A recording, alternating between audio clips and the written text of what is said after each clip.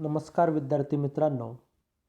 या अगोदरच्या ऑनलाईन लेक्चरमध्ये आपण सारणी म्हणजे काय आणि सारणीचे वेगवेगळे असे 8 प्रकार पाहिले होते.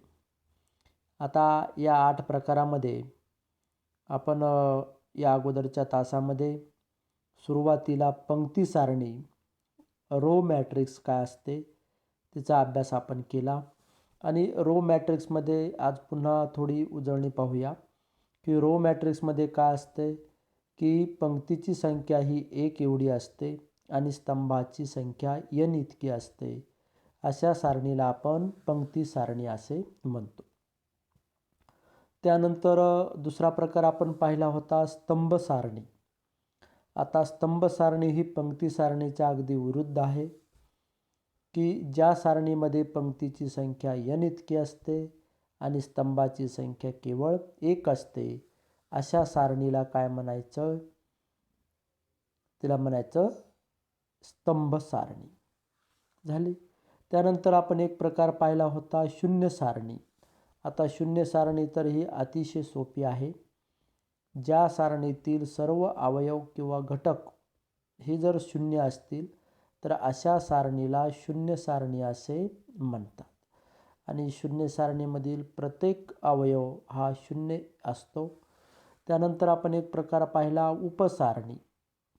आणि उपसारणी जी आहे तर उपसारणी कशी मिळवली जाते आपण मागील तासामध्ये पाहिलं की दिलेली जर एखादी सारणी असेल तर त्या सारणीतील काही पंक्ती आणि काही स्तंभ, पंक्ती किंवा स्तंभ दोन्हीही, तर पंक्ती किंवा स्तंभ वगळून जी नवीन सारणी तयार होते तर त्या नवीन सारणीला आपण मूळ सारणीची उपसारणी असे म्हणतो.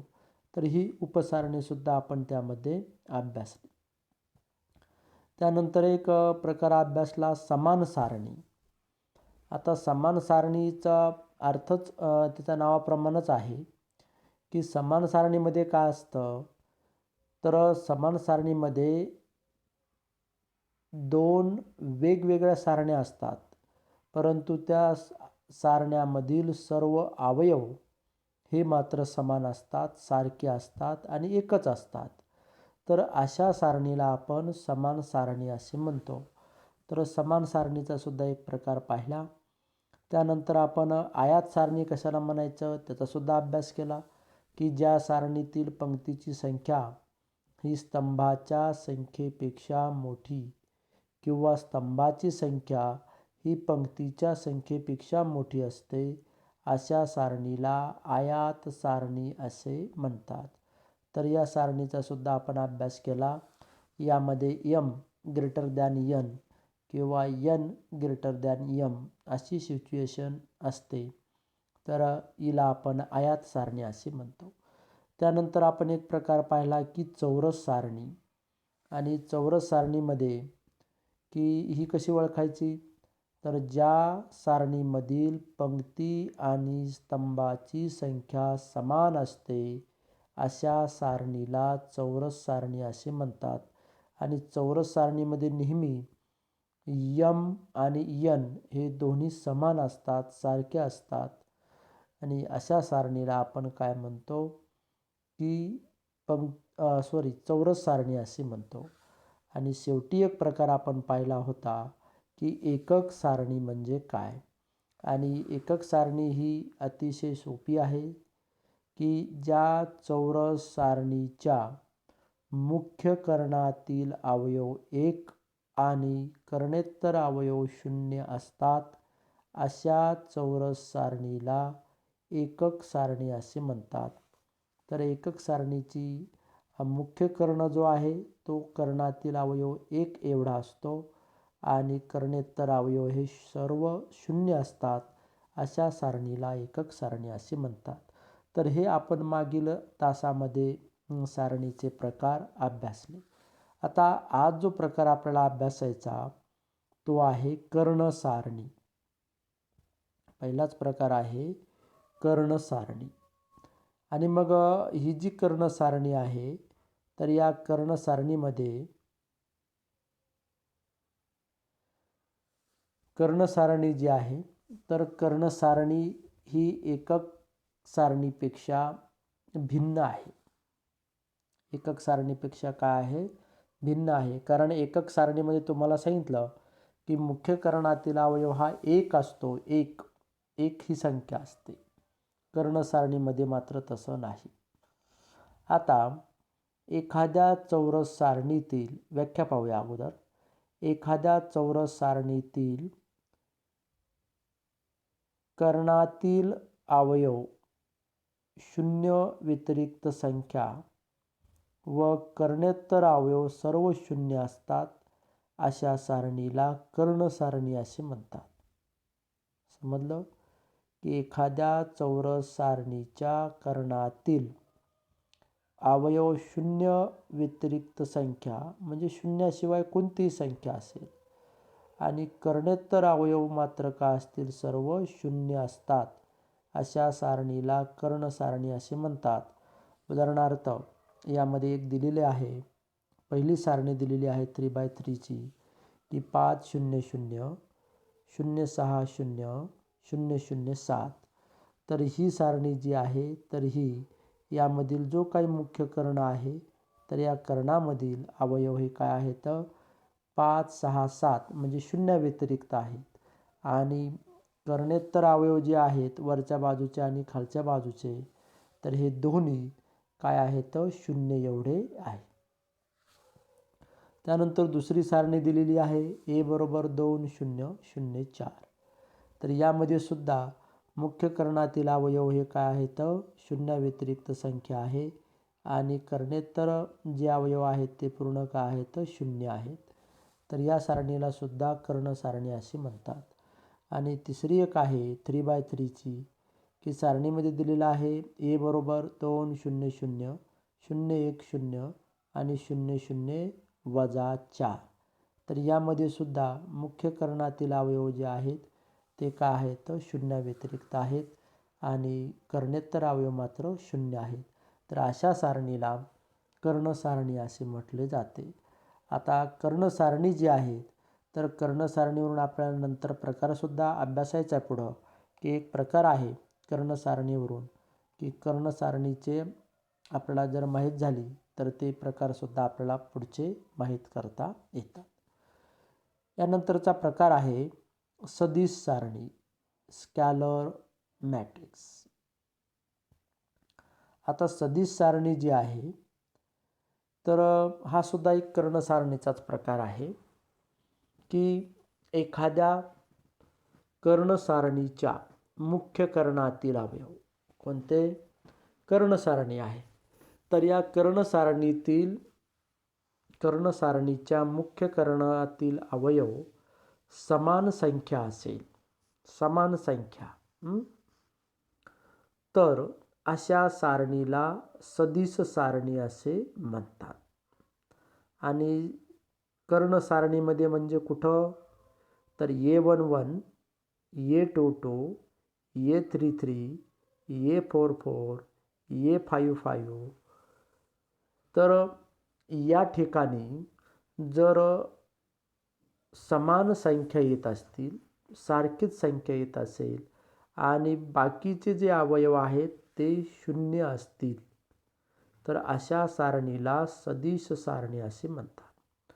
मग उदाहरणार्थ या ठिकाणी एक सारणी दिलेली आहे की A बरोबर 1 0 0 1. आता ही कोणती सारणी आहे? सदिश सारणी आहे. परंतु या अगोदर आपण पाहिलं की ही एकक सारणीसुद्धा आहे. कारण मुख्य कर्णातील अवयव जे आहेत ते एक आहेत आणि कर्णेतर अवयव मात्र काय आहेत? शून्य आहेत. दुसरा एक प्रकार आहे A बरोबर 3 0 0 3. आणि ही सारणी जी आहे तर ही सारणी सुद्धा सदिश सारणी आहे.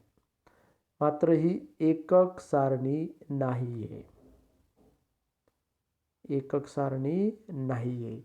कारण मुख्य कर्णातील अवयव जे आहेत ते 3 आहेत, हे समान आहे आणि म्हणून याला आपण सदिश सारणी असे म्हणतो. कर्णेतर अवयव दोन्ही बाजूला 0 0 आहेत. मात्र कर्णातील अवयव 3 हा आहे आणि समान आहे. कारण A11 आणि A22 या दोन्ही जागेवर 3च हा अवयव आहे आणि म्हणून या सारणीला सदिश सारणी असे म्हणतात. तिसरं एक उदाहरण आहे 3x3चं, की त्यामध्ये पहिल्या पंक्तीमध्ये आहे 2 0 0, त्यानंतर 0 2 0 आणि तिसऱ्या पंक्तीमध्ये 0 0 2. आता यामध्ये सर आपण पाहिलं की मुख्य कर्णातील अवयव जो आहे तो 2 एवढा आहे आणि म्हणून या सारणीला सुद्धा आपण सदिश सारणी असे म्हणतो. आता प्रत्येक एक लक्षात आलं पाहिजे यावरून की प्रत्येक एकक सारणी ही सदिश सारणी आहे. कोणती एकक सारणी घ्या, 3x3ची घ्या, 2x2ची घ्या, 1x1ची घ्या किंवा 4x4ची घ्या, कोणतीही सारणी घेतली एकक सारणी मात्र, तर एकक सारणी प्रत्येक एकक सारणी ही काय आहे, सदिश सारणी आहे.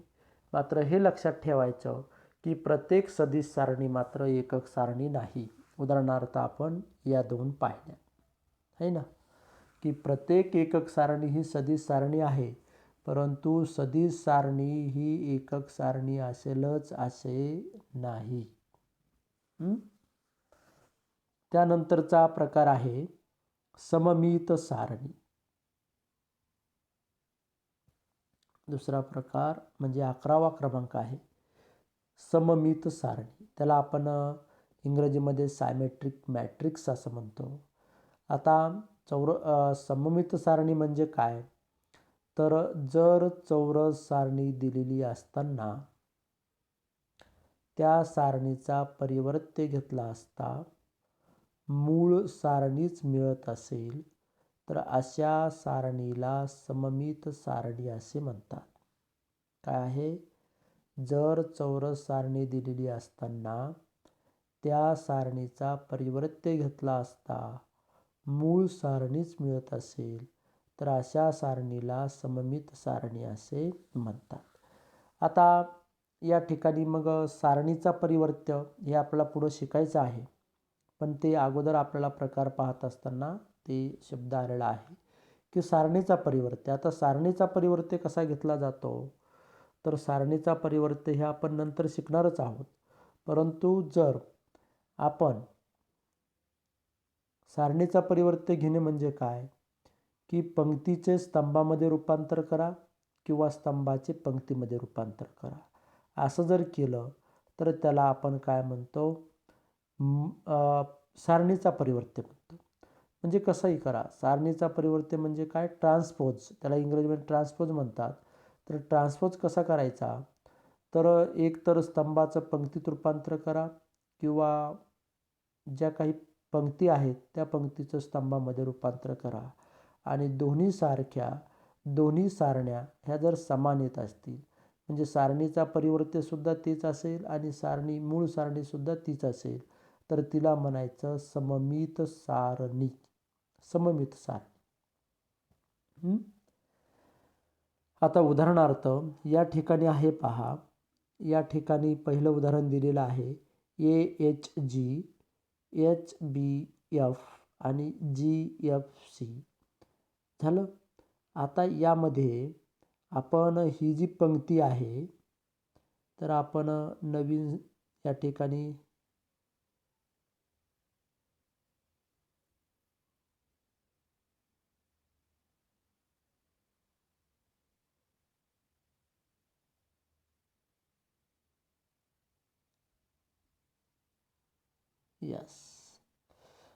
आपण या ठिकाणी काय करू, तर आपण या ठिकाणी एक सारणी घेऊया सुरुवातीला, की ये सारणी आहे, ये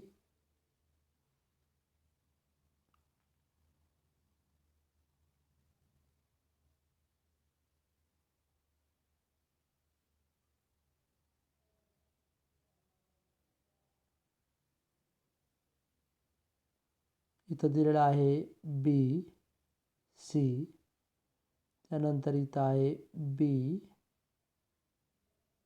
D ई, या ठिकाणी आहे सी,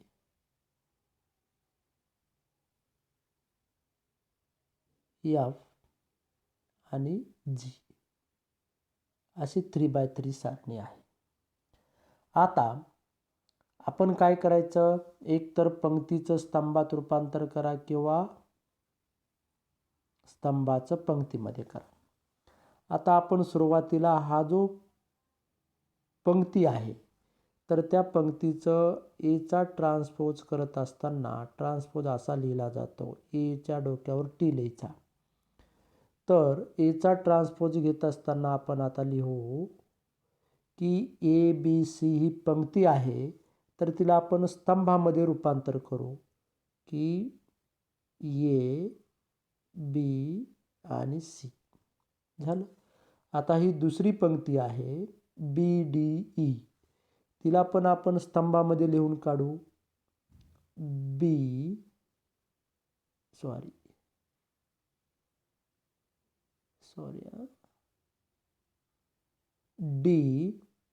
आणि ई. त्यानंतर ही तिसरी पंक्ती आहे, ही तिसरी पंक्ती आहे, आपण ज्याला रो 3 म्हणतो. तर या रो 3चं पण आपण कॉलममध्ये तयार रूपांतर करू सी, एफ आणि जी. आणि आता पाहूया हा जो एचा ट्रान्सपोज आहे, एचा ट्रान्सपोज आणि ए या दोन सारण्या जर सारख्या असतील तर त्याला म्हणायचं सममित सारणी. आता बघा, या ठिकाणी ए आला, या ठिकाणी ए आला, या ठिकाणी बी, या ठिकाणी बी, या ठिकाणी सी, सी, बी, बी, डी, डी, ई, या ठिकाणी एफ ई पाहिजे होता, या ठिकाणी सुद्धा काय होता, ई पाहिजे होता, ई.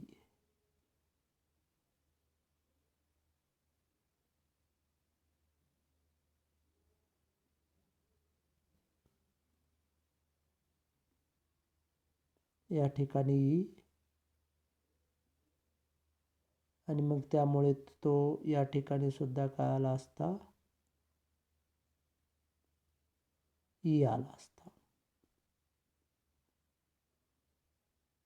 ई म्हणजे या दोन्ही ठिकाणी ई येईल, या ठिकाणी सी आला आणि नंतर या ठिकाणी जी आला. तर आता हे आपण इंग्रजी जे अल्फाबेट्स आहेत त्याच्या मदतीने आपण पाहिलं. आता एक आपण उदाहरण घेऊया दुसरं उदाहरण पाहूया. ए उदाहरण आहे. ए ही सारणी आहे. या सारणीमध्ये अवयव दिलेला आहे 1, 2, 3, 2, 4, 5. त्यानंतर आहे 3, 5 आणि 6. अशी सारणी दिलेली आहे 3x3.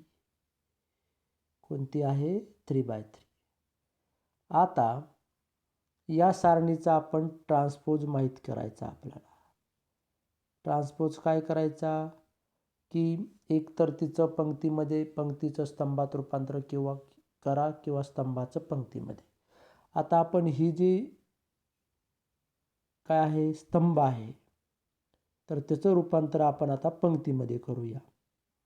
1, 2, 3. दुसरा स्तंभ आहे 2, 4 आणि 5. तिसरा स्तंभ आहे 3, 5 आणि 6. आणि आता आपण या दोन सारणीचे जे काही अवयव आहेत ते अवयव चेक करूया. आता ए ट्रान्सपोज आणि ए सारणी ह्या दोन सारणीतील जर अवयव सारखे असतील तर तिला म्हणायचं सममित सारणी.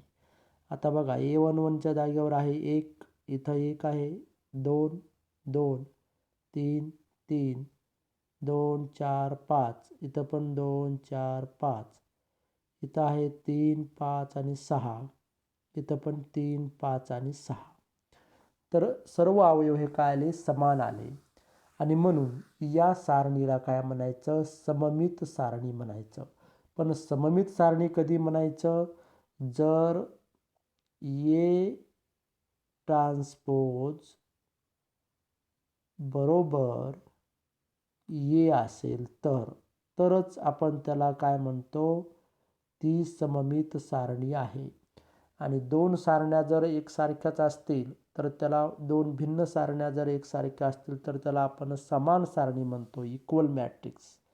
इक्वल मॅट्रिक्स हा प्रकार वेगळा आणि सममित सायमेट्रिक मॅट्रिक्स हा प्रकार वेगळा.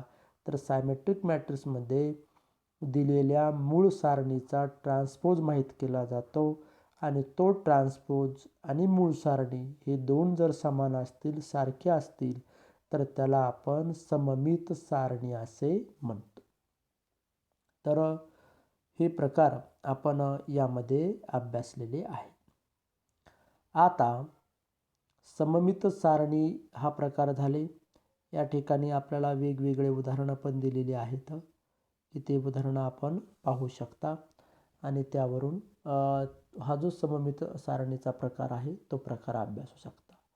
फक्त लक्षात एवढं ठेवायचं की दिलेल्या सारणीचा परिवर्त्य कसा माहीत करायचा? तर पंक्तीचं स्तंभात रूपांतर करा किंवा स्तंभाचे पंक्तीमध्ये रूपांतर करा. आता एक महत्त्वाचा भाग आहे की एकक सारणी, कर्ण सारणी आणि सदिश सारणी या सारण्या, या सर्व सारण्या सममित सारण्या असतात. तुम्ही कोणतीही एकक सारणी घ्या, कोणतीही कर्ण सारणी घ्या किंवा सदिश सारणी घ्या, तर या सर्व सारण्या काय असतात? सममित सायमेट्रिक मॅट्रिक्स असतात. आपण आता एकक सारणी सुद्धा पाहिली. या ठिकाणी इथं आहे पहा, एकक सारणी जी आहे तर ही एकक सारणी आहे. आता या एकक सारणीमध्ये जर आपण या अवयव सगळे पूर्ण याचा ट्रान्सपोज घेतला तर आपल्याला हीच सारणी भेटणार, हीच सारणी भेटणार आहे. किंवा या ठिकाणी दुसरी ज्याला आपण कर्ण सारणी आहे, तर कर्ण सारणीमध्ये सुद्धा तसंच आहे की कर्ण सारणीचा जर ट्रान्सपोज आपण माहीत केला तर आपल्याला सममित सारणीच मिळते. मग हे लक्षात ठेवायचं की कोणतीही एकक सारणी, कोणतीही कर्ण सारणी, कोणतीही सदिश सारणी या सर्व काय असतात? सममित सारण्या असतात, सायमेट्रिक मॅट्रिक्स असतात. यानंतरचा प्रकार आहे त्रिकोण सारणी. त्रिकोण सारणी. आता हा जो प्रकार आहे 12वा क्रमांक आहे, त्रिकोण सारणी, ट्रायंग्युलर मॅट्रिक्स. आता एखाद्या चौरस सारणीच्या, त्रिकोण सारणी म्हणजे काय हे माहीत करून घेऊया. तर एखाद्या चौरस सारणीच्या मुख्य कर्णातील अवयव वगळून कर्णाच्या वरच्या किंवा खालच्या बाजूला भागातील सर्व अवयव हे शून्य असतात व दुसऱ्या भागामध्ये शून्य व्यतिरिक्त संख्या असते, अशा सारणीला त्रिकोण सारणी असे म्हणतात. काय आहे? व्याख्या साधी आहे, सोपी आहे. एखाद्या चौरस सारणीच्या मुख्य कर्णातील अवयवा व्यतिरिक्त म्हणजे अवयव वगळून कर्णाच्या वरच्या किंवा खालच्या भागातील सर्व अवयव शून्य असतात आणि दुसऱ्या भागातील अवयव काय असतात? शून्य व्यतिरिक्त संख्या असतात. अशा सारणीला त्रिकोण सारणी असे म्हणतात. आता या ठिकाणी एक उदाहरण दिलेलं आहे की A11 0 0 पहिली पंक्ती, त्यानंतर A21 A22 आणि 0 ही दुसरी पंक्ती, A31 A32 आणि A33 ही तिसरी पंक्ती, अशा पंक्ती दिलेल्या आहेत. आता यामध्ये जर आपण मुख्य कर्ण पाहिला तर कर्णामध्ये सुद्धा संख्या आहेत, कर्णाच्या खालच्या बाजूला सुद्धा संख्या आहेत आणि कर्णाच्या वरच्या बाजूला मात्र सर्व शून्य आहेत. असं जर असेल तर हिला म्हणायचं त्रिकोण सारणी. आणि हा एक प्रकारे काय होतो तयार? हा एक प्रकारे त्रिकोणच तयार होतो. असं जर आपण केलं तर हा त्रिकोण तयार झाला आणि वरचा भाग सुद्धा त्रिकोण. आणि असं जर असेल तर त्याला म्हणायचं त्रिकोण सारणी. आता दुसरं उदाहरण आहे, संख्यामध्ये दिलेलं आहे की पहिल्या पंक्तीमध्ये -1 0 0 दुसरी पंक्ती आहे 2 - 3 0 आणि तिसरी पंक्ती आहे 4 5 6. आणि आपण जर आता मुख्य कर्णातील अवयव पाहिले तर मुख्य कर्णातील अवयव आहेत -1 -3 आणि 6. कर्णाच्या वरच्या भागामध्ये सर्व अवयव हे 0 आहेत आणि कर्णाच्या खालील भागामध्ये सर्व अवयव हे काय आहेत तर संख्या आहेत. आणि असं जर असेल तर त्याला आपण त्रिकोण सारणी असे म्हणतो. नंतरचा प्रकार आहे वरची त्रिकोण सारणी. वरची त्रिकोण सारणी अप्पर ट्रायंग्युलर मॅट्रिक्स असं तिला म्हणतात. आता अप्पर ट्रायंग्युलर मॅट्रिक्स म्हणजे काय तर एखाद्या त्रिकोण सारणीच्या मुख्य कर्णाच्या खालच्या भागातील सर्व अवयव 0 असतात. अशा सारणीला वरची त्रिकोण सारणी म्हणायचं. म्हणजे ज्या भागामध्ये 0 आहे आणि ज्या भागामध्ये संख्या आहेत त्या भागाकडील तिला काय म्हणायचं वरची त्रिकोण सारणी. आता या ठिकाणी काय आहे की या ठिकाणी वरचा जो भाग आहे तर या भागामध्ये पूर्ण संख्या आहेत आणि म्हणून याला आपण काय म्हणतो वरची त्रिकोण सारणी. आणि खालचा भाग जो आहे तो पूर्ण 0 0 आहे. झालं. आता यामध्ये सुद्धा उदाहरण दिलेलं आहे की वरचा भाग जो आहे मुख्य कर्ण आणि कर्णाचा वरचा भाग तर यामध्ये पूर्ण संख्या आहेत आणि खालच्या भागामध्ये काय आहेत तर 0 आहेत. तर हिला म्हणायचं वरची त्रिकोण सारणी. झालं. आता दुसरा प्रकार जो आहे तो आहे खालची त्रिकोण सारणी लोअर ट्रायंग्युलर मॅट्रिक्स. तर अप्पर ट्रायंग्युलर मॅट्रिक्सच्या अगदी उलट lower triangular matrix. Lower triangular मॅट्रिक्समध्ये काय असतं तर एखाद्या त्रिकोण सारणीच्या मुख्य कर्णाच्या वरच्या भागातील सर्व अवयव 0 असतात आणि खालच्या भागामध्ये संख्या असतात. तर अशा सारणीला काय म्हणायचे मग खालची त्रिकोण सारणी असं म्हणतात. तिला इंग्रजीमध्ये लोअर ट्रायंग्युलर मॅट्रिक्स असं म्हटलं जातं. तर या ठिकाणी त्याची 2 उदाहरणं पण आपण दिलेली आहेत की या ठिकाणी उदाहरण आहे की वरचा भाग जो आहे त्या भागामध्ये काय केलेलं आहे 1 0 0, दुसऱ्या पंक्तीमध्ये 2 3 0 आणि तिसऱ्या पंक्तीमध्ये 4 5 -6. आता यामध्ये मुख्य कर्ण जो आहे तर तो हा आणि त्यानंतर हा त्रिकोण पूर्ण. तर या खालच्या भागामध्ये काय आहे तर संख्या आहेत आणि वरच्या भागामध्ये 0 आहेत. आता यामध्ये सुद्धा 2x2 ची सारणी आहे. यामध्ये सुद्धा मुख्य कर्ण आणि खालचा भाग यामध्ये काय आहे तर की अवयव हे संख्या आहेत आणि वर 0 आहेत. म्हणजे 0 व्यतिरिक्त खाली आहेत वर 0 आहेत. म्हणून असे सारणी जर असेल तर तिला आपण वरची तिला आपण खालची त्रिकोण सारणी असं म्हणतो. या ठिकाणी खालची आहे. खालची त्रिकोण सारणी असे म्हणतात. आता त्यानंतरचा प्रकार आहे सिंग्युलर मॅट्रिक्स. Singular matrix. आता हा आपल्याला यामध्ये आपल्याला सारणिक हा माहीत असला पाहिजे ज्याला आपण इंग्रजीमध्ये डिटर्मिनंट असं म्हणतो. सारणिक हा सारणिक माहीत असेल तर आपल्याला हा प्रकार सांगता येतो.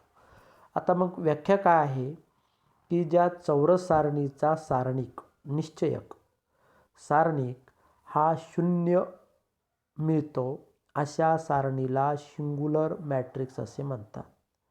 आणि सिंग्युलर मॅट्रिक्स जो आहे तर सिंग्युलर मॅट्रिक्स हा सारणीचा सारणिक जो आहे डिटर्मिनंट ए त्याला अशा पद्धतीनं लिहिलं जातं सिंगल बारमध्ये आणि कॅपिटल ए आत. आणि हा जर 0 मिळाला जर 0 असेल इथं दर्शवलेलं आहे की हा जर 0 असेल तर त्या सारणीला सिंग्युलर मॅट्रिक्स असे म्हटले जाते. आता मग हा माहीत कसा करायचा तर त्याचं एक उदाहरण आपल्याला इथं दिलेलं आहे.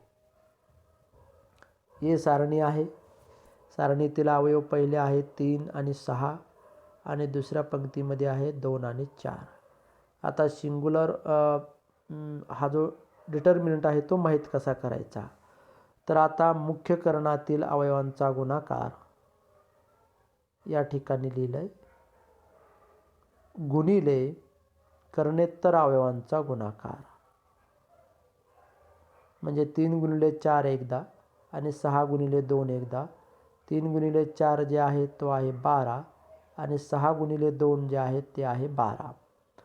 जर असं जर केलं 12 वजा 12 म्हणजे काय आलं 0, तर हिला म्हणायचं मग सिंग्युलर मॅट्रिक्स. आता सिंग्युलर मॅट्रिक्स जी आहे तर मग सिंग्युलर मॅट्रिक्समध्ये जो काही सारणीचा सारणिक आहे तो हा नेहमी 0 असतो. आणि त्यानंतर शेवटचा प्रकार आहे non singular matrix. Non singular म्हणजे ज्या चौरस सारणीचा सारणिक हा शून्येतर असतो अशा सारणीला नॉन सिंग्युलर मॅट्रिक्स असे म्हणतात. म्हणजे डिटर्मिनंट ए बरोबर नाही 0 इथं लिहिलेलं आहे. आणि असं जर असेल तर मग याला म्हणायचं नॉन सिंग्युलर मॅट्रिक्स. आणि नॉन सिंग्युलर मॅट्रिक्स जे आहेत तर या नॉन सिंग्युलर मॅट्रिक्सचा आपल्याला उदाहरण पाहूया की नॉन सिंग्युलर मॅट्रिक्सचं उदाहरण. मग उदाहरण पाहत असताना इथं दिलेलं आहे की 2x2 ची सारणी आहे 1 7 आणि 3 1. आता यामध्ये आपण मुख्य करणातील अवयवांचा गुणाकार घेतला तर 1 गुणिले 1 1 आणि 7 गुणिले 3 21 म्हणजे 1 वजा 21 म्हणजे वजा 20 आला. तर ही काय आहे शून्येतर संख्या आहे आणि म्हणून मग आपण याला म्हणतो नॉन सिंग्युलर मॅट्रिक्स. दिलेली सारणी कशी आहे नॉन सिंग्युलर मॅट्रिक्स आहे. आता आपण सारणीचा अभ्यास करत असताना सर्व सारण्यांचा अभ्यास जो करणार आहे तो फक्त नॉन सिंग्युलर मॅट्रिक्सचाच असणार आहे. सिंग्युलर मॅट्रिक्सचा अभ्यास केला जात नाही, कारण सिंग्युलर मॅट्रिक्सचा जो काही डिटर्मिनंट आहे तो डिटर्मिनंट 0 असतो आणि 0 डिटर्मिनंट्स असणाऱ्या सारणीचा अभ्यास केला जात नाही. तर अभ्यास कोणत्या सारणीचा केला जातो ज्यांचा अवयव शून्येतर संख्या आहे, म्हणजे डिटर्मिनंट ए बरोबर नाही 0 अशा सारण्या, म्हणजेच थोडक्यामध्ये नॉन सिंग्युलर मॅट्रिक्सचाच अभ्यास सारणीच्या प्रकरणामध्ये आपल्याला करायचा आहे. तर असे आपण वेगवेगळे हे 16 प्रकार जे आहेत पहिल्या तासामध्ये 8 आणि नंतरच्या राहिलेल्या जे 8 आहेत ते आपण आज पाहिले. तर यामध्ये काही अडचणी समस्या असतील तर त्या आपण क्लासरूमच्या कमेंट बॉक्समध्ये नोंदवा. त्या सोडवण्याचा नक्की प्रयत्न केला जाईल. थँक्यू.